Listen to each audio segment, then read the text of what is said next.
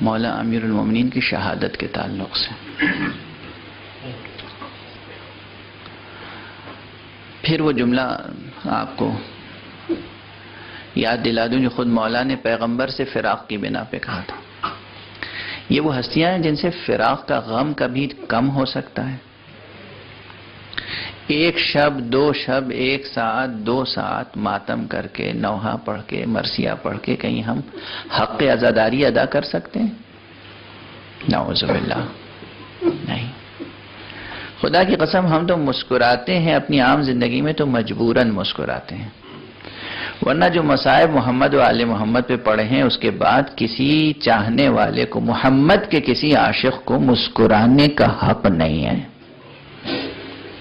جو پیغمبر کا جملہ جو صحیح ہے بخاری میں، پیغمبر نے فرمایا ما اوذی نبی قط فی اللہ کما اوذیت، کسی نبی کو اللہ کی راہ میں اتنی اذیتیں نہیں دی گئیں جتنی مجھے دی گئی ہیں۔ کتنی اذیتیں پیغمبر نے، کتنے مصائب پیغمبر نے برداشت کیے ہیں، اور یہ سب مصائب پیغمبر ہیں۔ علی ابن ابی طالب کے فرق مبارک کا شگافتہ ہونا، علی کے محاسن کا خون علی سے رنگین ہونا، یہ مصیبت عظمیٰ ہے پیغمبر کے لیے۔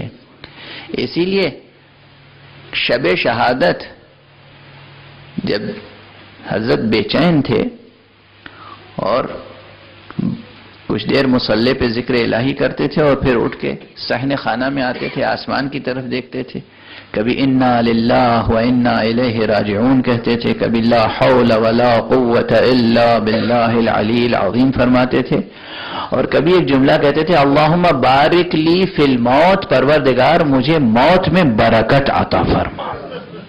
اللہ، خدا کی قسم کیا جملہ ہے، یہ کسی اور کا نہیں، علی کا جملہ ہے۔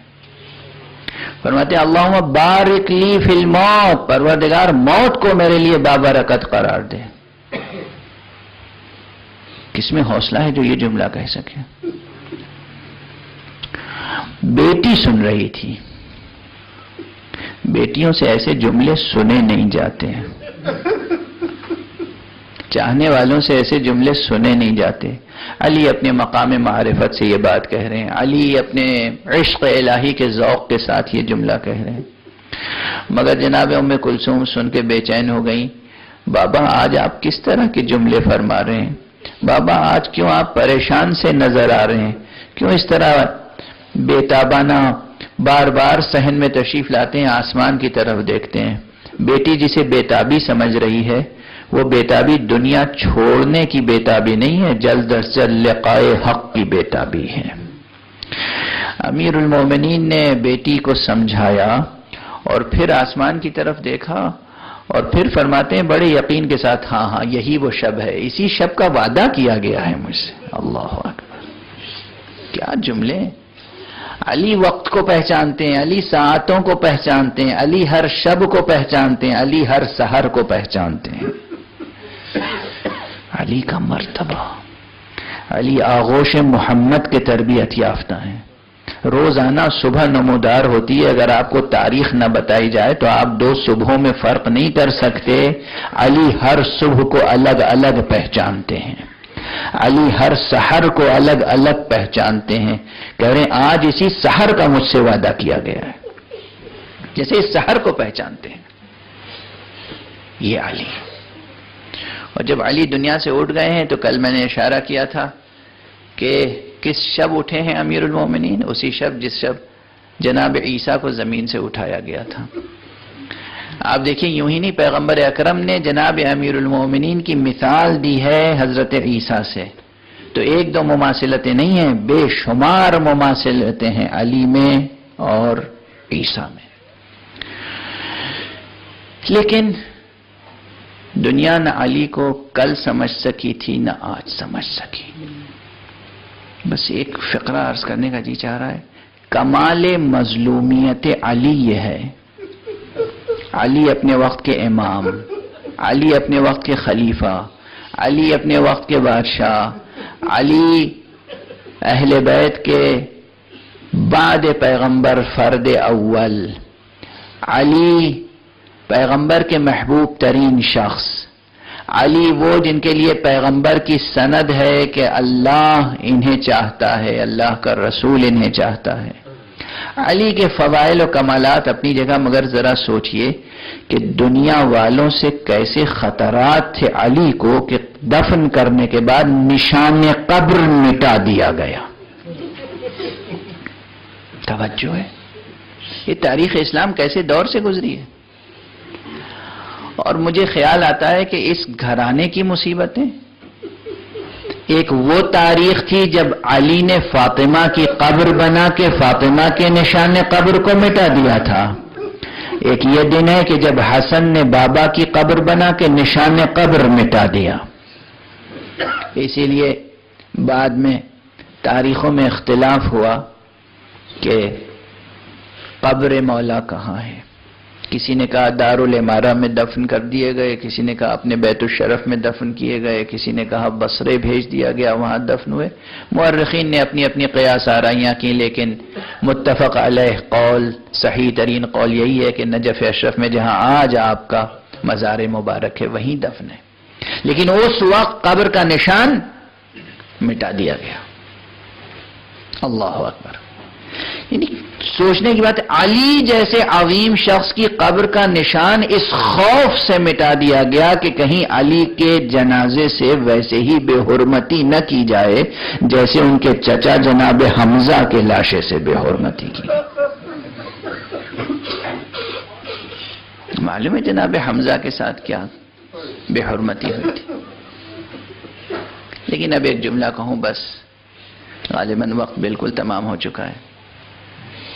ایک طرف ظاہری تاریخ کا جبر یہ تھا کہ نشان قبر مولا کو مٹانا پڑا، اور صرف انہیں معلوم رہا جو گھر کے افراد تھے، یہاں تک کہ امام جعفر صادق علیہ السلام کا زمانہ آیا اور آپ نے پھر اس قبر کے نشان کو عام کیا۔ لیکن دوسری طرف علی کی عظمت کا اعلان خدا نے اپنے اہتمام سے کیا، علی کے غم کا اہتمام، علی کی عزاداری کا اہتمام خدا نے اپنے اہتمام سے کیا۔ چنانچہ بہت سے علماء نے، من جملہ ان کے علامہ حافظ جلال الدین السیوطی نے، ابن حجر مکی نے اور دوسرے علماء نے نقل کیا ہے کہ علی کی شہادت کے بعد بیت المقدس کا کوئی پتھر نہیں اٹھایا جاتا تھا مگر اس کے نیچے سے تازہ لہو جوش مارتا تھا۔ تاریخ میں یہ صرف چند مواقع پر ہوا ہے ایسا کہ زمین نے خون اگلا ہو یا آسمان نے خون برسایا ہو۔ ایک نبی خدا یحییٰ کی شہادت پر، ایک امیر المومنین علی ابن ابی طالب کی شہادت پر، اور ایک حسین ابن علی کی شہادت پر، کہ بیت المقدس کا کوئی پتھر نہیں اٹھایا جاتا تھا مگر اس سے تازہ لہو جوش مارتا تھا۔ اور امام حسین کی شہادت کے بعد تو یہ سلسلہ ایک دن نہیں بلکہ 40 دنوں تک برقرار رہا ہے۔ اور اس کے لیے میں بس ایک جملہ کہتا ہوں، اور یہی آج آخری جملہ ہے، کہ آخر یہ 40 دنوں تک کیوں برقرار رہا؟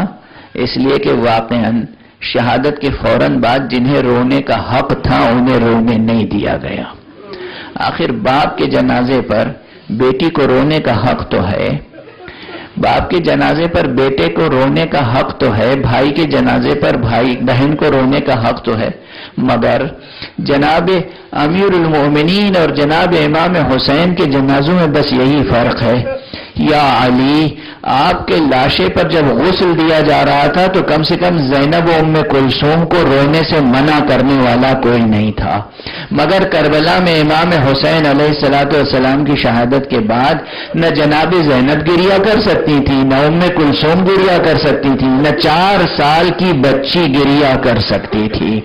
جنہیں گریہ کرنے کا حق تھا، ماتم کرنے کا حق تھا، جب انہیں یہ حق نہیں دیا گیا تو پروردگار نے یہ اہتمام کیا، آسمان سے بھی لہو برسا، زمین نے بھی لہو اگلا، درخت کی شاخوں سے بھی لہو کے قطرے ٹپکے۔ انا للہ و انا الیہ راجعون، رضا بقضائہ و تسلیما لامرہ۔ پروردگار ہمیں علوم قرآن اور معارف اہل بیت سے آشنا فرما۔